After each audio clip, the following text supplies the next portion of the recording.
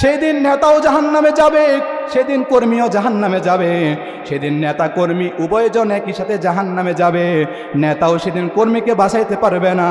আজকের পৃথিবীতে দেখা যায় কর্মী যখন বিপদে পড়ে যায় তখন নেতা অনেক সময় ফোন দিয়ে মুখে বলে, এটা আমার কর্মী, ছেড়ে দাও। বলে কি বলে না? বলেন, আমার লোক ছেড়ে দাও। কিন্তু হাসরের ময়দানে কি এটা চলবে? হাসরের ময়দানে কি বলবে আমার লোক? আবার অনেকে তো আবার আরেকজনকে যাত্রীপিতা বলে, ঠিক কি না? যাত্রীপিতা একজন, তিনি কে? ইব্রাহিম আলাইহিস সালাতু ওয়াস সালাম। ইব্রাহিম আলাইহিস সালাতু ওয়াস সালামের একটা ঘটনা বলি। ইব্রাহিম আলাইহিস সালাতু ওয়াস সালাম তিনি একবার আল্লাহ রাব্বুল আলামিনকে বলছিলেন, ওগো আল্লাহ, আমরা তো মরে যাওয়ার পরে আবার আপনি আমাদেরকে জীবিত করবেন, আবার তো আপনার সামনে আমাদেরকে জীবিত করা হবে। মানুষ মরে যাওয়ার পরে কিভাবে আবার জীবিত করা হবে, এটা যদি আপনি আমাকে দেখাইতেন তাহলে আমার মনটা সান্ত্বনা হইতো। আল্লাহ রাব্বুল আলামিন সেই কথাটা কোরআনে কারিমের ভিতরে বললেন। রাব্বুল আলামিন বললেন, وَإِذْ قَالَ إِبْرَاهِيمُ رَبِّ أَرِنِي كَيْفَ تُحْيِي الْمَوْتَى قَالَ أَوَلَمْ تُؤْمِنْ قَالَ بَلَى وَلَكِنْ لِيَطْمَئِنَّ قَلْبِي। আল্লাহ রাব্বুল আলামিন বললেন, স্মরণ করো ওই সময়কে। ওয়াইজ ক্বালা ইব্রাহিমু, স্মরণ করো ওই সময়কে যখন আমার খলিল ইব্রাহিম আলাইহিস সালাতু ওয়াস সালাম বললেন, রব্বি আরিনি কাইফা তুহিল মাউতা, ওগো আমার রব, আপনি আমাকে কিভাবে আবার মৃতকে জীবিত করেন সেটা আমাকে দেখান। তখন আল্লাহ রাব্বুল আলামিন বললেন, ক্বালা আওয়ালাম তুমিন, ও ইব্রাহিম, তুমি কি আমি যে আবার মরে যাওয়ার পরে মৃতকে জীবিত করতে পারি সেটাকে তুমি বিশ্বাস করো না? ইব্রাহিম আলাইহিস সালাম বললেন, ক্বালা বালা, অবশ্যই আমি বিশ্বাস করি, তবে আল্লাহ ওয়ালাকিন লিয়াতমাইন্না কলবি, যদি আপনি আমাকে একটু দেখাইতেন তাহলে আমার মনের ভিতরে আরো আশ্বস্ত হইতো, এই কারণে আপনি আমাকে দেখান। আল্লাহ রাব্বুল আলামিনের কাছে খলিল দোয়া করেছেন, আর খলিলের দোয়া কি আল্লাহ কোনোদিন ফিরাইয়া দেয় নাকি? আল্লাহ রাব্বুল আলামিন এই পৃথিবীর ভিতরে আমাদেরকে প্রেরণ করেছেন, আমাদেরকে পাঠিয়েছেন এবং আমাদেরকে হেদায়েতের পথ দেখানোর জন্য, সঠিক পথ দেখানোর জন্য যুগ যুগ ধরে আল্লাহ রাব্বুল আলামিন এই পৃথিবীর ভিতরে বার্তাবাহক প্রেরণ করেছেন, নবীগণ প্রেরণ করেছেন। কথা বলেন ঠিক কিনা? নবীদের ভিতরে আল্লাহ রাব্বুল আলামিন আমাদের নবী, শ্রেষ্ঠ নবী মুহাম্মদুর রাসূলুল্লাহ সাল্লাল্লাহু আলাইহি ওয়াসাল্লামের মাধ্যমে এই নবুয়তের সিলসিলাকে আল্লাহ তাআলা বন্ধ করে দিয়েছেন। বলেন তো, আমাদের নবীর পরে আর কোনো নবী আসবে? আর কোনো সম্ভাবনা আছে? যদি কেউ বলে যে আমাদের পরেও আর কোনো নবী আসবে, তার কোনো ঈমান থাকবে? বর্তমান পৃথিবীতে কাদিয়ানী সম্প্রদায় নামে একটি সম্প্রদায় আছে, যারা তারা যাকে অনুসরণ করে তাকে তারা নবী হিসাবে বিশ্বাস করে। বলেন তো, তাদের ঈমান আছে? তাদেরকে আহমদিয়া মুসলিম জামাত বলে নিজেদেরকে পরিচয় দেয়।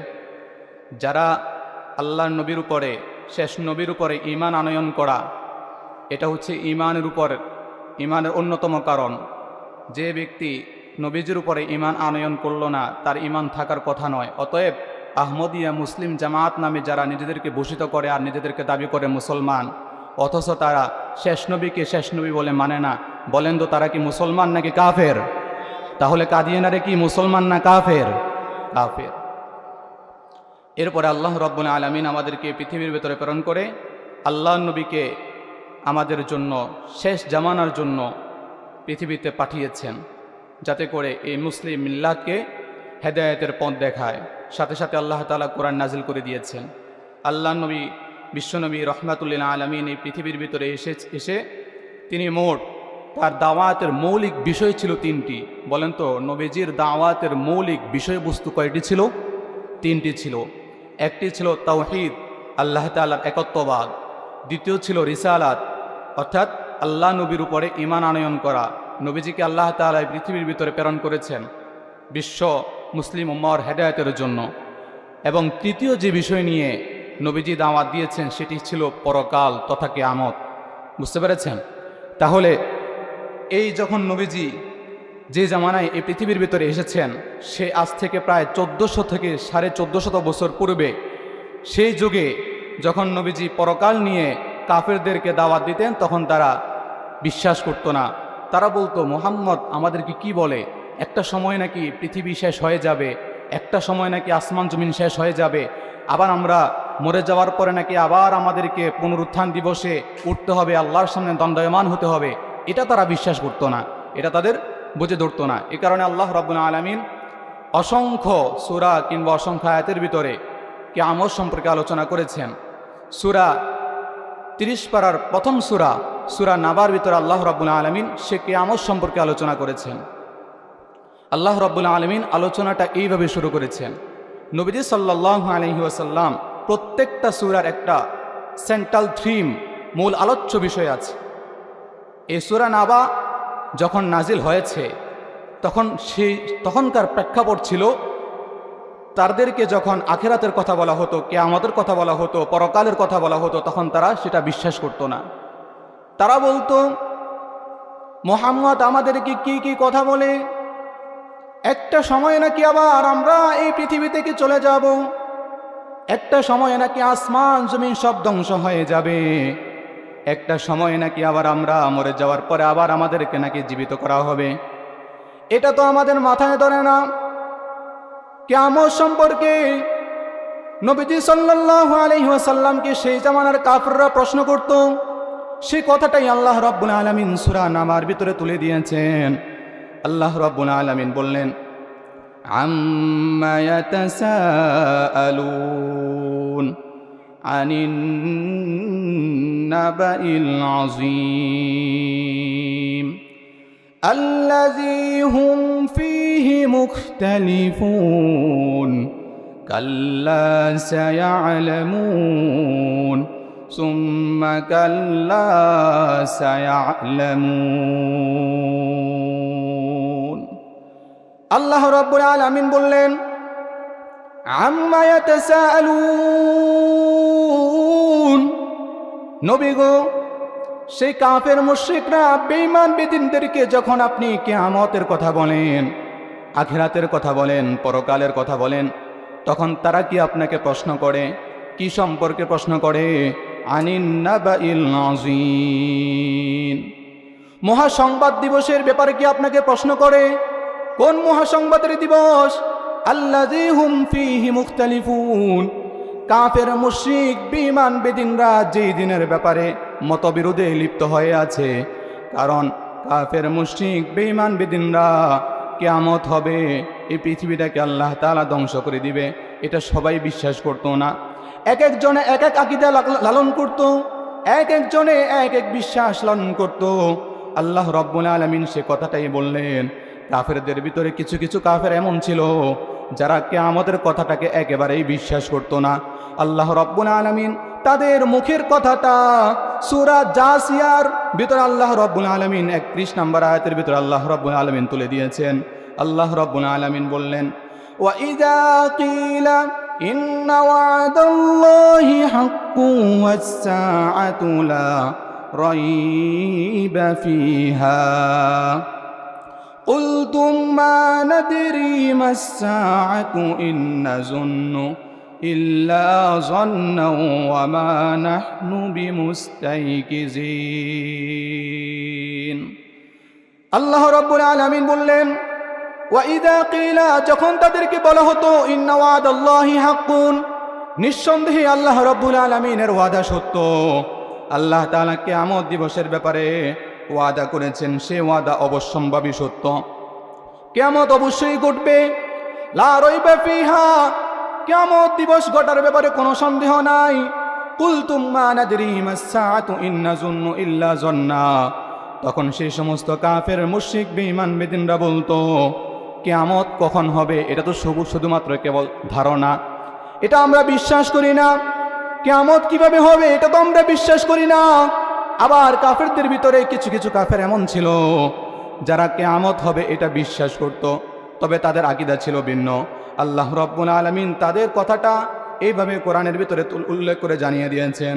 রব্বুল আলামিন সূরা আনআমের 49 নম্বর আয়াতের ভিতরে আল্লাহ রাব্বুল আলামিন তাদের কথা বললেন, ওয়াকালু ইন হিয়া ইল্লা হায়াতুনাদ দুনিয়া وما نحن بمبعوثين তারা বলতো وقالوا তারা বলতো ইন হিয়া ইল্লা হায়াতুনা দুনিয়া, এই দুনিয়ার জীবনটাই তো আসল জীবন। আবার আমাদেরকে এই পৃথিবীর থেকে মরে যাওয়ার পরে আল্লাহর সামনে দণ্ডায়মান করা হবে, এটা আমরা বিশ্বাস করি না। আবার কিছু কিছু কাফের তারা বলতো এই পৃথিবীর এই যে মানুষ মরে যায়, আবার দিন আসে, এরপরে আবার রাত আসে, এরপরে আবার এইভাবে পৃথিবীর যে বৈচিত্র্যময়তা এগুলো কিভাবে হয়, তারা বলতো এই বৈচিত্র্যময়তা হয় সময়ের কারণে। এখানে কোনোদিন আল্লাহ তাআলাকে তারা বিশ্বাস করতো না, স্রষ্টা বলতে তারা বিশ্বাস করতো না। সময়ের কারণে এগুলো হয়। একটা সময় মানুষ জন্মগ্রহণ করে, আবার মানুষ মরে যায়। সূর্য উঠে, আবার সূর্য পশ্চিম দিকে ঢলে পড়ে, আবার সকালবেলা সূর্য উদিত হয়, আবার আসমান থেকে আল্লাহ রব্বুল আলামিন এই পৃথিবীটাকে আলোকিত করে দেয়, দিন দান করে, আবার রাত দিয়ে আল্লাহ তাআলা অন্ধকার দান করে। তারা বলে এগুলা সব কিছু সময়ের কারণে হয়। বলেন তো আমরা যার উপরে বিশ্বাস করি তিনি কে? আমরা কি বলি সময়ের কারণে এগুলো হয়? সময়ের কারণে এগুলো হয় না, বরঞ্চ এই পৃথিবীর একচ্ছত্র ক্ষমতার অধিকারী যিনি তিনি কে? আল্লাহ রাব্বুল আলামিন এই পৃথিবীর একচ্ছত্র ক্ষমতার অধিকারী। আল্লাহ রাব্বুল আলামিন তিনি চাইলে রাত হয়, আবার তিনি চাইলে সন্ধ্যা নামে, তিনি চাইলে আবার সকাল যাপন হয়, তিনি চাইলেই আকাশের ভিতরে তারা দেখা যায়, তিনি চাইলেই এই পৃথিবীর ভিতরে আপনার আমার সন্তান ভূমিষ্ঠ হয়। আজকে তো আমাদের সন্তান সন্ততিদের জন্য কিছু মানুষ আছে তারা আল্লাহর কাছে চায় না, তারা মাজারে গিয়ে চায়, এমন মানুষ সমাজে আছে না নাই? বলেন তো মাজারওয়ালা কি সন্তান দেওয়ার ক্ষমতা রাখে নাকি? মাজারওয়ালা তো সন্তান দিতে পারে না, বরঞ্চ মাজারওয়ালা কেউ যেগুলা দিয়েছেন যিনি তিনি কে?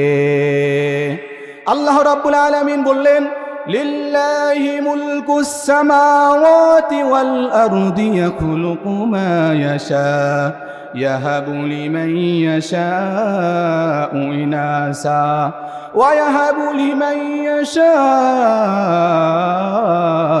যুকুর আও ইউযাওবিজুহুম যুকরানা ওয়া ইনাসা ويجعل من يشاء عقيما إنه عليم قدير আল্লাহ রাব্বুল আলামিন বললেন লিল্লাহি মুলকুস সামাওয়াতি ওয়াল আরদ, আকাশ আর জমিনের রাজত্ব যার তিনি কে? ইয়াহাবু লিমান ইয়াশাউ ইনাসা, তিনি যাকে ইচ্ছা করেন তাকে কন্যা সন্তান দান করেন, আবার যাকে ইচ্ছা করেন তাকে পুত্র সন্তান দান করেন, আবার তিনি যাকে ইচ্ছা করেন তাকে ছেলে মেয়ে উভয়টাই দান করেন, আবার তিনি যাকে ইচ্ছা করেন কোনোটাই দান করেন না। ক্ষমতা কার? তাহলে বলেন সন্তান কার কাছে চাইতে হবে? রিজিক কার কাছে চাইতে হবে? ইজ্জত সম্মান কার কাছে চাইতে হবে? ইজ্জত দেওয়ার মালিক যিনি তিনি কে? সম্মান দেওয়ার মালিক কে? সকল কিছু দেওয়ার মালিক কে? আমাদেরকে খাওয়ান কে? আমাদেরকে পড়ান কে? আমাদেরকে সব কিছু দেন যিনি তিনি কে? তাহলে আল্লাহর কাছে চাইতে কি কোনো লজ্জা আছে নাকি? আল্লাহ তাআলা তো বলেই দিয়েছেন রহমানের বান্দা হলো তারা যারা আল্লাহর কাছে দোয়া করে, আল্লাহর কাছে চায়। আল্লাহ রাব্বুল আলামিন তো বলেই দিয়েছেন বান্দারা তোমরা আমি আল্লাহর কাছে চাও, তবে অধিকাংশ ক্ষেত্রে তোমরা রাত্রেবেলা আমার কাছে চাও। রহমানের বান্দাদের গুণাবলীর ভিতরে একটা গুণ এমন রয়েছে, রহমানের বান্দারা সারা রাত ঘুমের ভিতরে কাটিয়ে দেয় না।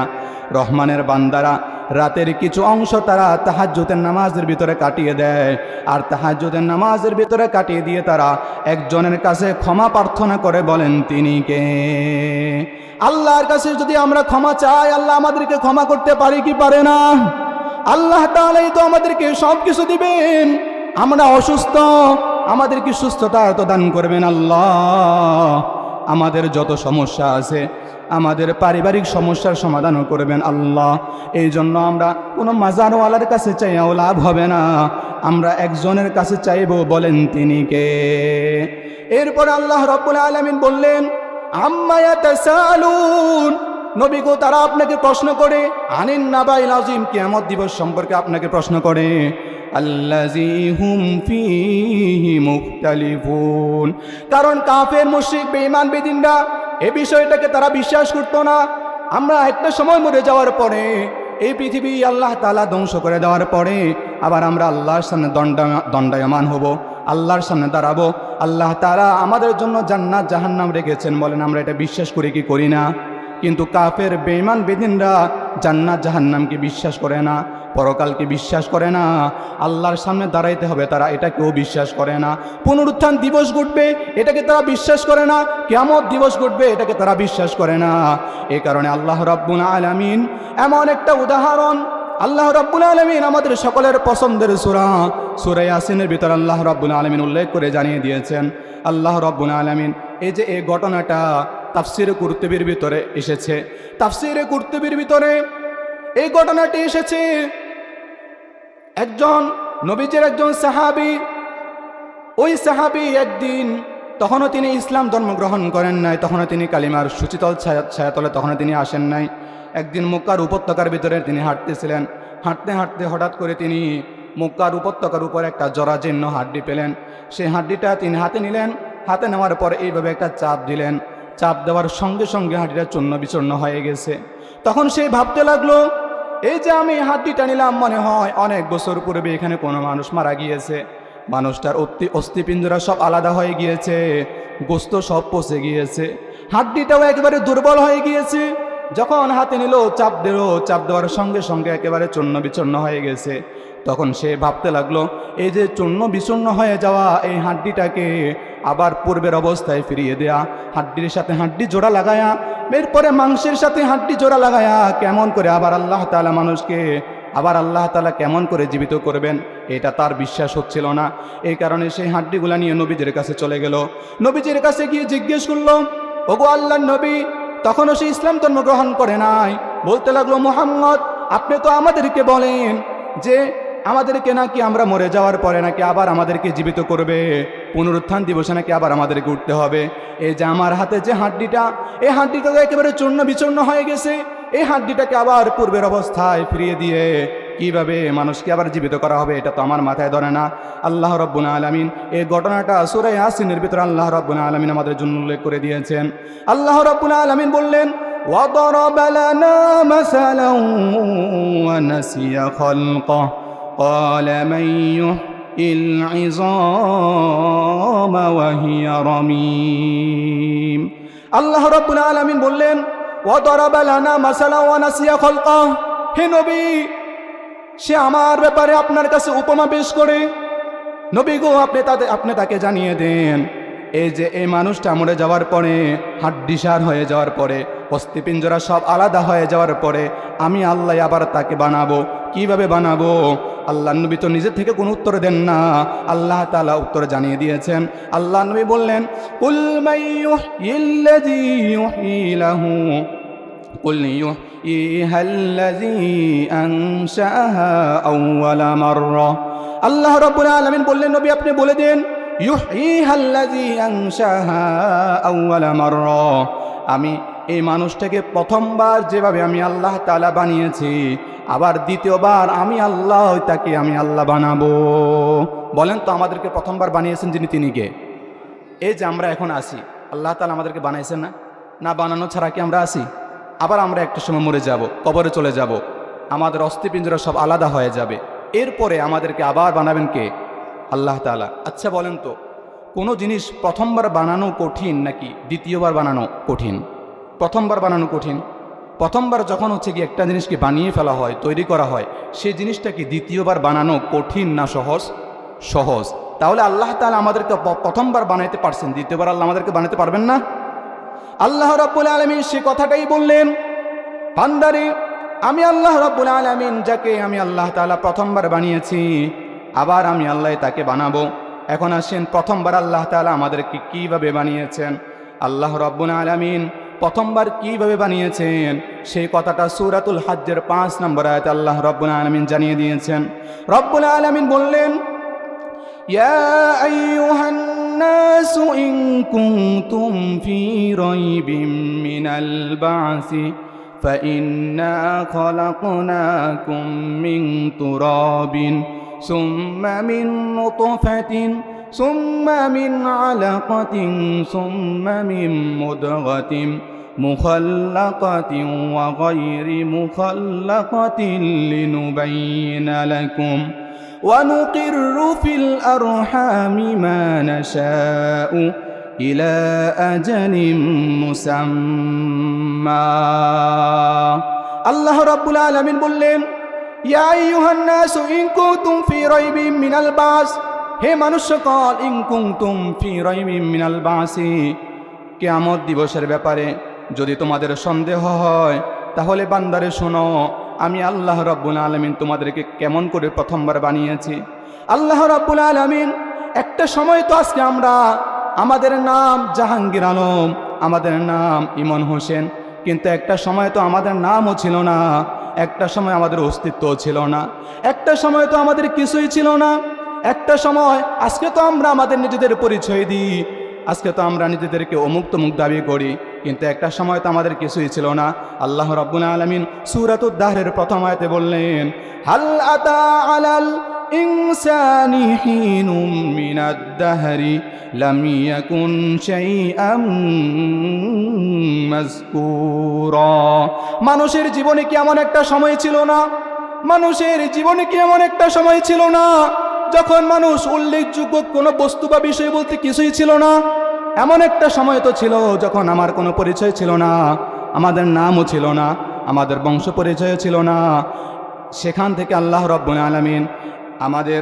বাবার নাপাক স্পামটাকে আল্লাহ রাব্বুল আলামিন মায়ের আল্লাহ রাব্বুল আলামিন মায়ের জরায়ুর ভিতরে আল্লাহ তাআলা দেওয়ার পরে সেখান থেকে কিভাবে আল্লাহ তাআলা আমাদেরকে বানিয়েছেন সে নাপাক পানি ফোঁটাকে আল্লাহ রাব্বুল আলামিন দিন দিন করে মাতৃগর্ভের ভিতরে রেখে সেখান থেকে আল্লাহ রাব্বুল আলামিন রক্তপিণ্ড বানালেন অতঃপর সেই রক্তপিণ্ডটাকে আল্লাহ রাব্বুল আলামিন মাংসপিণ্ড বানালেন অতঃপর সেই মাংসপিণ্ডটাকে আল্লাহ তাআলা বড় একটা হাড় বানালেন এ বান্দা তাকায়া দেখেন যখন বড় একটা হাড় বানালেন তখনও কিন্তু আমাদের চোখ ছিল না তখনও আমাদের হাত ছিল না তখনও আমাদের জবান ছিল না তখনও আমাদের নাক ছিল না কান ছিল না তখনও আমাদের কিছুই ছিল না এরপর আল্লাহ রাব্বুল আলামিন সে হাড়ের ভিতরে একটা গোস্তের আবরণ দিয়ে দিলেন অতঃপর আল্লাহ রাব্বুল আলামিন হাত দিলেন পা দিলেন চোখ দিলেন নাক দিলেন কান দিলেন অত্যন্ত সুন্দর একটা স্ট্রাকচার দিয়ে আল্লাহ রাব্বুল আলামিন মাতৃগর্ভের ভিতরে আমাকে আপনাকে বানিয়েছেন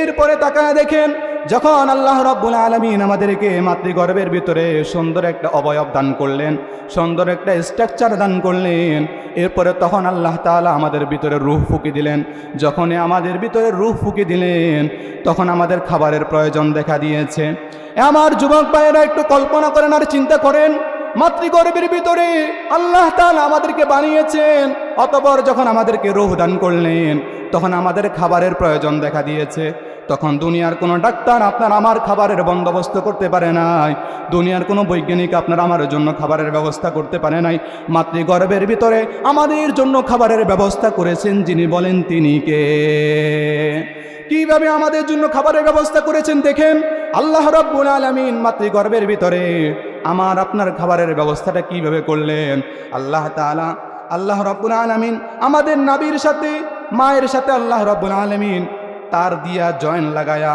মায়ের মাসিক নাপাক অসুখটাকে আল্লাহ রাব্বুল আলামিন বন্ধ করে দিয়ে সে নাপাক রক্তগুলো দিয়ে আল্লাহ রাব্বুল আলামিন আমাদেরকে তিল তিল করে বড় করেছে শুধু তাই নয় আল্লাহ রাব্বুল আলামিন যদি চাইতেন মাতৃগর্ভের ভিতরে আমাদেরকে মুখ দিয়েও কিন্তু সে রক্তগুলো খাওয়াইতে পারতেন কি পারতেন না আল্লাহ তাআলা যদি চাইতেন মুখ দিয়েও সেগুলোকে খাওয়াইতে পারতেন কিন্তু আল্লাহ তাআলা জবান দিয়ে দেন নাই মুখ দিয়ে আল্লাহকে সেগুলো দেন নাই কেন দেন নাই কারণ পৃথিবীতে আসার পরে আমরা আল্লাহর নামে জবান দিয়ে উচ্চারণ করব এই কারণে মাতৃগর্ভে থাকা অবস্থায় আল্লাহ তাআলা আমাদের জবানকে নাপাক করে নাই অতএব আমরা আজকে দুনিয়াতে আসার পরে এতটা অসভ্য হয়েছি এতটা বেয়াদব হয়ে গিয়েছি এতটা নাফরমান হয়ে গিয়েছি যে আল্লাহ মাতৃগর্ভে থাকা অবস্থায় আমাদের জবানকে নাপাক করে নাই আল্লাহ তাআলার নাম নিব পৃথিবীতে আসার পরে কিন্তু আমরা দুনিয়াতে আসার পরে সেই জবান দিয়ে আমরা নেতার নাম নিই সে জবান দিয়ে আমরা আরেকজনের স্লোগান দেই কিন্তু আমরা সে জবান দিয়ে আল্লাহর নামটা মুহাব্বতে উচ্চারণ করতে পারি না কথা বলেন ঠিক কি না এই জন্য আমরা এই পৃথিবীতে আসার পরে আমরা আল্লাহ রাব্বুল আলামিনের এই জবান দিয়ে আল্লাহর ইবাদত করব অন্য কারো স্লোগান দেওয়া যাবে না অমুক নেতার চরিত্র ফুলের মতো পবিত্র। কিয়ামতের ময়দানে দেখা যাবে কোন নেতার চরিত্র ফুলের মতো পবিত্র, কথা বলেন ঠিক কিনা? সেদিন নেতাও জাহান্নামে যাবে, সেদিন কর্মীও জাহান্নামে যাবে, সেদিন নেতা কর্মী উভয়জন একই সাথে জাহান্নামে যাবে। নেতাও সেদিন কর্মীকে বাঁচাইতে পারবে না। আজকের পৃথিবীতে দেখা যায় কর্মী যখন বিপদে পড়ে যায় তখন নেতা অনেক সময় ফোন দিয়ে অমুকে বলে এটা আমার কর্মী, ছেড়ে দাও। বলে কি বলে না? বলেন আমার লোক ছেড়ে দাও। কিন্তু হাসরের ময়দানে কি এটা চলবে? হাসরের ময়দানে কি বলবে আমার লোক? আবার অনেকে তো আবার আরেকজনকে যাত্রীপিতা বলে, ঠিক কি না? যাত্রীপিতা একজন, তিনি কে? ইব্রাহিম আলাইহিস সালাতু ওয়াস সালাম। ইব্রাহিম আলাইহিস সালাতু ওয়াস সালামের একটা ঘটনা বলি। ইব্রাহিম আলাইহিস সালাতু ওয়াস সালাম তিনি একবার আল্লাহ রাব্বুল আলামিনকে বলছিলেন, ওগো আল্লাহ, আমরা তো মরে যাওয়ার পরে আবার আপনি আমাদেরকে জীবিত করবেন, আবার তো আপনার সামনে আমাদেরকে জীবিত করা হবে। মানুষ মরে যাওয়ার পরে কিভাবে আবার জীবিত করা হবে, এটা যদি আপনি আমাকে দেখাইতেন তাহলে আমার মনটা সান্ত্বনা হইতো। আল্লাহ রাব্বুল আলামিন সেই কথাটা কোরআনে কারিমের ভিতরে বললেন। রব্বুল আলামিন বললেন, وَإِذْ قَالَ إِبْرَاهِيمُ رَبِّ أَرِنِي كَيْفَ تُحْيِي الْمَوْتَى قَالَ أَوَلَمْ تُؤْمِنْ قَالَ بَلَى وَلَكِنْ لِيَطْمَئِنَّ قَلْبِي। আল্লাহ রাব্বুল আলামিন বললেন, স্মরণ করো ওই সময়কে। وَإِذْ قَالَ إِبْرَاهِيمُ, স্মরণ করো ওই সময়কে যখন আমার খলিল ইব্রাহিম আলাইহিস সালাতু ওয়াস সালাম বললেন, রব্বি আরিনি কাইফা তুহিল মাউতা, ওগো আমার রব, আপনি আমাকে কিভাবে আবার মৃতকে জীবিত করেন সেটা আমাকে দেখান। তখন আল্লাহ রাব্বুল আলামিন বললেন, ক্বালা আওয়ালাম তুমিন, ও ইব্রাহিম, তুমি কি আমি যে আবার মরে যাওয়ার পরে মৃতকে জীবিত করতে পারি সেটা কি তুমি বিশ্বাস করো না? ইব্রাহিম আলাইহিস সালাম বললেন, ক্বালা বালা, অবশ্যই আমি বিশ্বাস করি, তবে আল্লাহ ওয়ালাকিন লিয়াতমাইন্না কলবি, যদি আপনি আমাকে একটু দেখাইতেন তাহলে আমার মনের ভিতরে আরো আশ্বস্ত হইতো, এই কারণে আপনি আমাকে দেখান। আল্লাহ রাব্বুল আলামিনের কাছে খলিল দোয়া করেছেন, আর খলিলের দোয়াকে আল্লাহ কোনোদিন ফিরাইয়া দেয় নাকি? আল্লাহ রাব্বুল আলামিন বললেন ঠিক আছে। আল্লাহ রাব্বুল আলামিন বললেন, قال فخذ أربعة من الطير فصرهن إليك ثم اجعل على كل جبل منهن جزءا। আল্লাহ রাব্বুল আলামিন ইব্রাহিম আলাইহিস সালাতু ওয়াস সালামকে বললেন, ওগো ইব্রাহিম, আপনি কয়েকটা পাখি নেন, কয়েকটা পাখি আপনি নেন, এই পাখিগুলোকে আপনি পোষ মানান, পোষ মানানোর পরে এই পাখিগুলোকে আপনি জবাই দেন, জবাই দেওয়ার পরে কয়েকটা পাহাড়ে যান, আর এগুলাকে আপনি জবাই দিয়ে টুকরো টুকরো করে বিভিন্ন পাহাড়ে পাখির গোস্তগুলোকে আপনি ছিটায়া দেন। এরপরে ইব্রাহিম আলাইহিস সালাতু ওয়াস সালাম তাই করলো। কয়েকটা পাখি, চারটা পাখিকে ইব্রাহিম আলাইহিস সালাতু ওয়াস সালাম পোষ মানালেন। পোষ মানানোর পরে, এই যে পোষ মানাই না আমরা অনেক সময়, পাখিকে ডাক দিলে শীষ দিলে পাখি চলে আসে, পোষ মানালেন। পোষ মানানোর পরে এরপরে আল্লাহ রাব্বুল আলামিনের কথা মতো এগুলোকে জবাই দিলেন। জবাই দেওয়ার পরে এগুলোকে পিস পিস করলেন, একদম টুকরা টুকরা করলেন। টুকরা টুকরা করে কয়েকটা পাহাড়ে গিয়ে এই টুকরাগুলোকে ছিটাইয়া দিয়েছেন। অতঃপর আল্লাহ রাব্বুল আলামিন বললেন, সুম্মা দুউহুন্না ইয়াতিনাকা সাইয়া। ওগো খলিল, আপনি যে এই যে পাখিগুলোকে আপনি জবাই দিয়েছেন, পোষ মানিয়েছেন, জবাই দিয়েছেন, টুকরা টুকরা করে এগুলোকে আপনি বিভিন্ন পাহাড়ে ছিটিয়ে দিয়েছেন, এখন আপনি আপনার সেই পোষা পাখিগুলোকে আপনি ডাক দেন। যখন ইব্রাহিম আলাইহিস সালাতু ওয়াস সালাম তার পোষা সেই পাখিগুলোকে আবার যখন ডাক দিয়েছেন, তখন হাড়ের সাথে হাড় জোড়া লেগে, গোস্তের সাথে গোস্ত জোড়া লাগায়া আল্লাহ রাব্বুল আলামিন সেই পাখিগুলোকে আবার জীবিত করাই দিয়া সেই পাখিগুলো আবার ইব্রাহিম আলাইহিস সালাতু ওয়াস সালামের সামনে চলে আসছে। আল্লাহু আকবার। তাহলে আল্লাহ তাআলা এই পৃথিবীর ভিতরে মৃতকে জীবিত করে আল্লাহ তাআলা আমাদের জন্য সবক দিয়ে দিয়েছেন যে আল্লাহ তাআলা মৃতকে কি করতে পারেন? জীবিত করতে পারেন। কাফের মুশরিক বেঈমান বেদিন এটাকে বিশ্বাস করে না। এরকম আরেকটা ঘটনা সূরা বাকারার ভিতরে, সূরা বাকারা মানে কি? গরু, গাবি। এই গাবি সংক্রান্ত ঘটনার ভিতরে আল্লাহ রাব্বুল আলামিন এই কথাটা বলেছেন। সেখানে একটি ঘটনা আছে, সেটি হচ্ছে মুসা আলাইহিস সালাতু ওয়াস সালামের জামানার ঘটনা। বানি ইসরাইলের ভিতরে একজন ধনাঢ্য ব্যক্তি ছিলেন। বানি ইসরাইলের ভিতরে একজন ধনাঢ্য ব্যক্তি ছিলেন। তার অনেক টাকা পয়সা ছিল, কিন্তু তার কোনো কি ছিল না? সন্তান ছিল না। তো তার একজন ভাতিজা ছিল।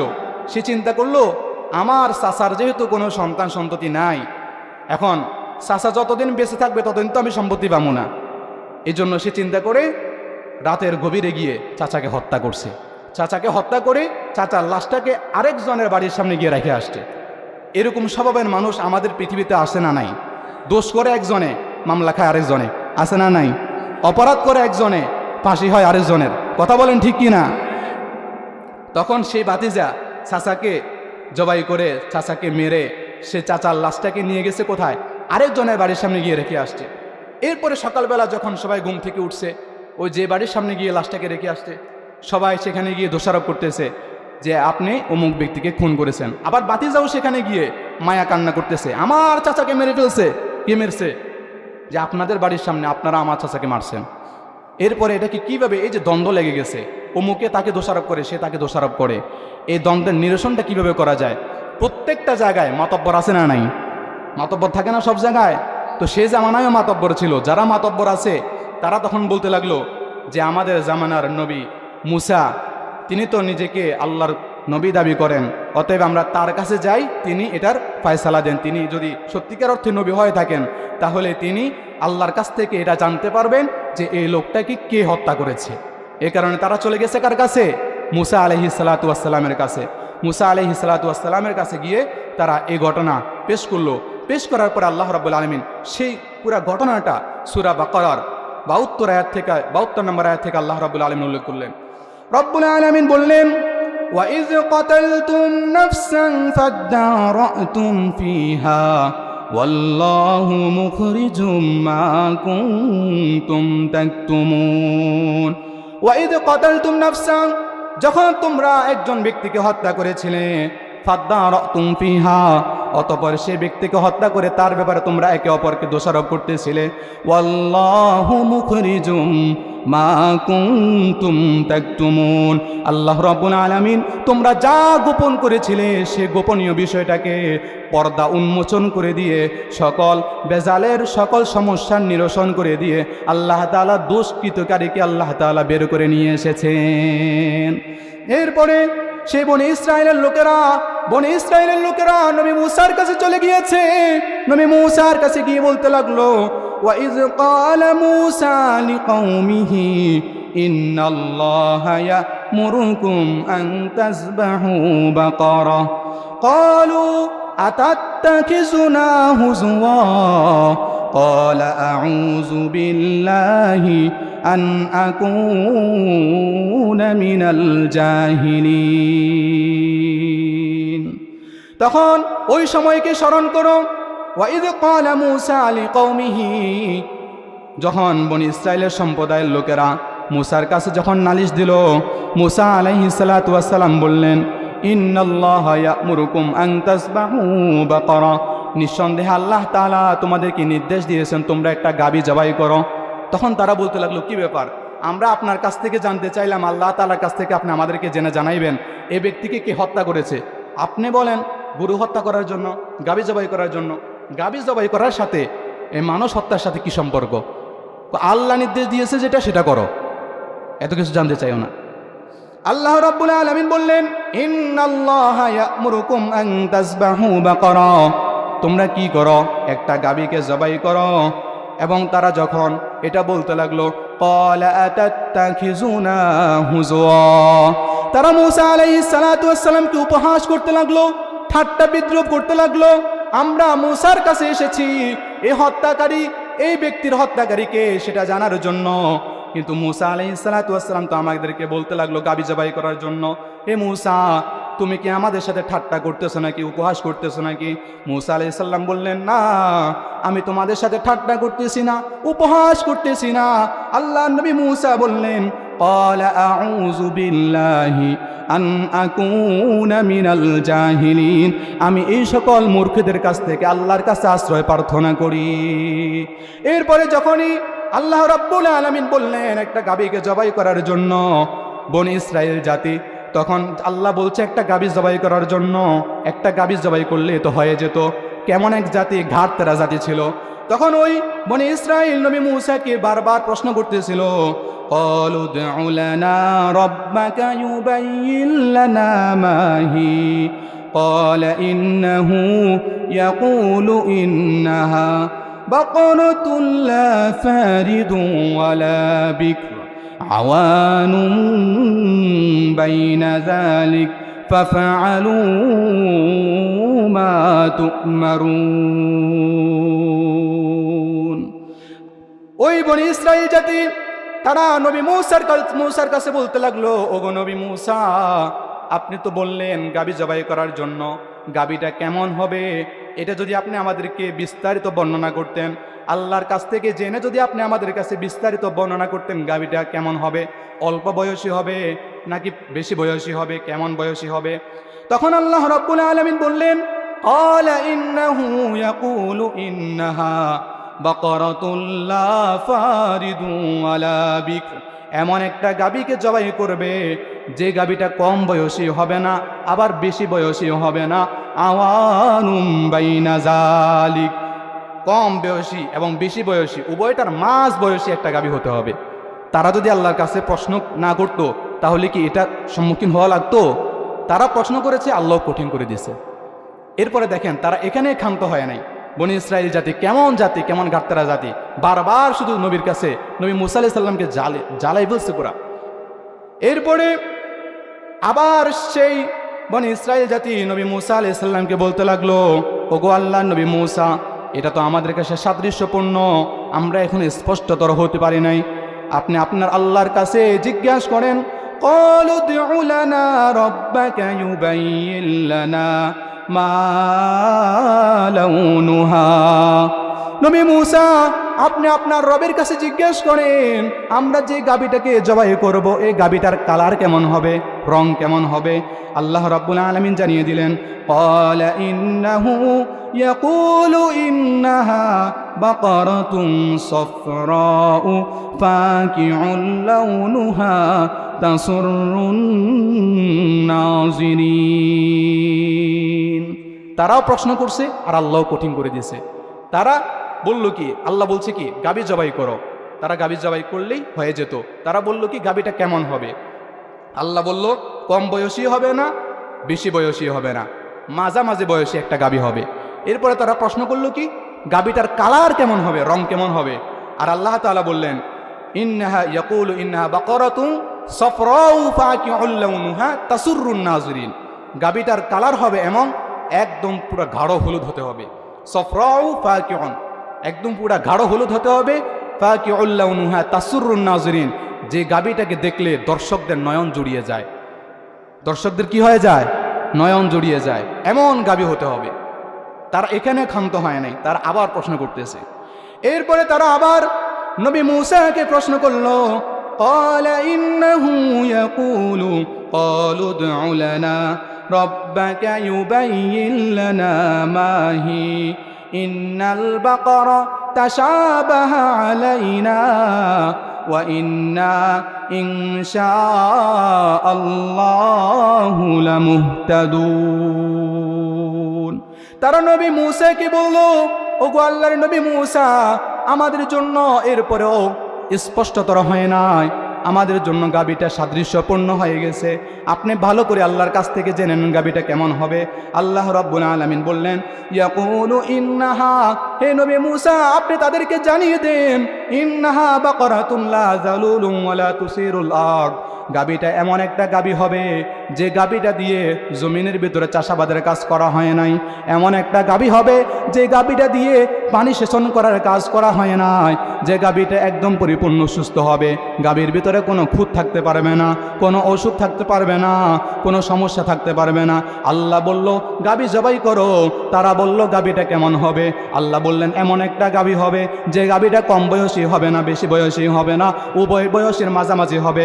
এরপরে তারা বলল গাবির কালার কেমন হবে, আল্লাহ বললেন গাবির কালার হবে একেবারে গাঢ় হলুদ। এরপরে তারা আবার প্রশ্ন করলো, আল্লাহ বললেন এমন একটা গাবি হবে যে গাবিটা দিয়ে জমিনের ভিতরে কাজ করা হয় নাই, যে গাবিটা দিয়ে চাষাবাদের কাজ করা হয় নাই, যে গাবিটা দিয়ে পানি সেচন করার কাজ করা হয় নাই, যে গাবিটা একদম পরিপূর্ণ সুস্থ, এমন একটা গাবিকে তোমরা জবাই করো। এরপরে তারা কি বললো জানেন, তারা বলতেছে, হ্যাঁ মূসা এখন তুমি সত্য নিয়ে এসেছো, এখন আমাদের জন্য ঠিক হয়েছে। তো ঠিক তো হয়েছে বললো, কিন্তু এরকম গাবি তো পাইতে হবে, কথা বলেন ঠিক কিনা? একেবারে পুরা দেশ জুড়ে শহর জুড়ে সব জায়গায় তন্ন তন্ন করে খুঁজতেছে, কিন্তু কোথাও তো এরকম গাবি পাওয়া যায় না। খুঁজতে খুঁজতে খুঁজতে খুঁজতে খুঁজতে খুঁজতে বহুদিন পরে গিয়ে দেখতেছে হ্যাঁ সেম এরকমই একটা গাবি পাওয়া গেছে। এবং গাবি পাওয়া গেছে কয়টা? একটা, এবং তাদের গাবি লাগবেই এটা। এখন যে বিক্রেতা সেও পাইছে সুযোগ যে পণ্যটা এখন শুধু আমার একার কাছেই আছে। এখন যদি এমন হতো যে দাম বেশি সেখানে চাইলে আরেকজনের কাছে দেওয়ার সে সুযোগ তো আর এখন নাই। সেও একেবারে কয় যে আমাদের এই গাবিটা লাগবে, কত টাকা দিতে হবে? কয় টাকাই হবে না। কি হবে? কয় এই গাবি জবাই করার পরে এই গাবির যে চামড়া আছে এই চামড়া ভর্তি সোনা দিতে হবে।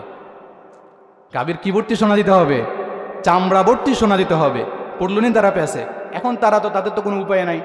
এখন তারা অবশেষে সেই চামড়া ভর্তি করা সোনা দিয়ে সেই গাবিটাকে তারা কি করেছে? ক্রয় করে নিয়েছে। ক্রয় করার পরে এখন তারা বলল, নবী মূসা বহুত জ্বালান জ্বালাইছো আমাদেরকে, বহুত দেরি করাইলে আমাদেরকে। আমরা চাইছি এই যে এই ঘটনাগুলো ঘটলো এগুলো হচ্ছে ওই যে ভাতিজা তার চাচাকে হত্যা করেছে, তার লাশটাকে সামনে রেখেই এই ঘটনাগুলো ঘটেছে।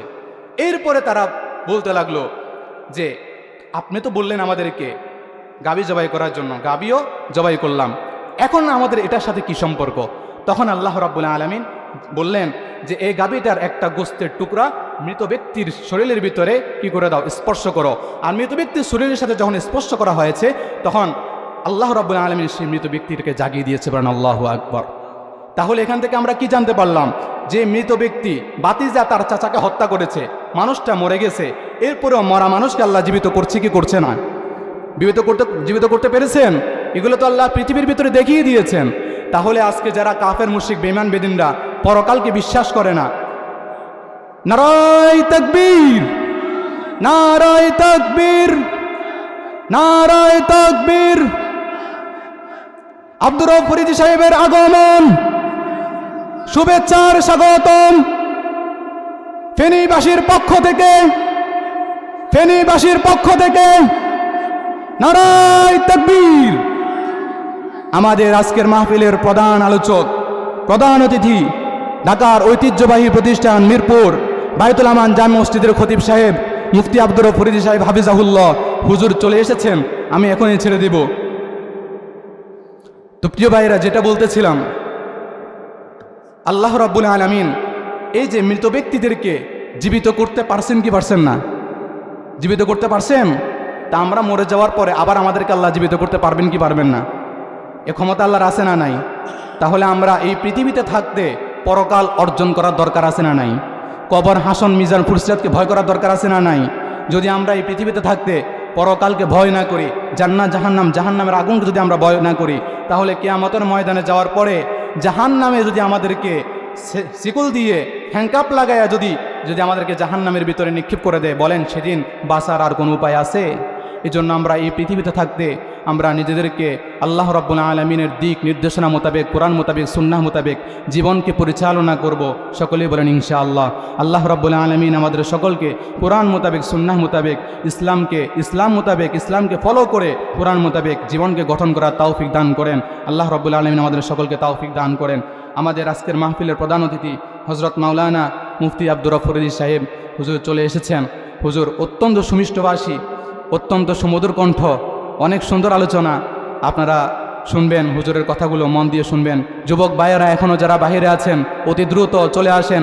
আমাদের আজকের মাহফিলের প্রধান অতিথি মুফতি আব্দুর রব ফরিদী সাহেব হুজুর এখনই আলোচনা শুরু করবেন। আমি আমার আলোচনা এখানে শেষ করছি। ওয়া আখিরু দাওয়ানা আলহামদুলিল্লাহি রাব্বিল আলামিন।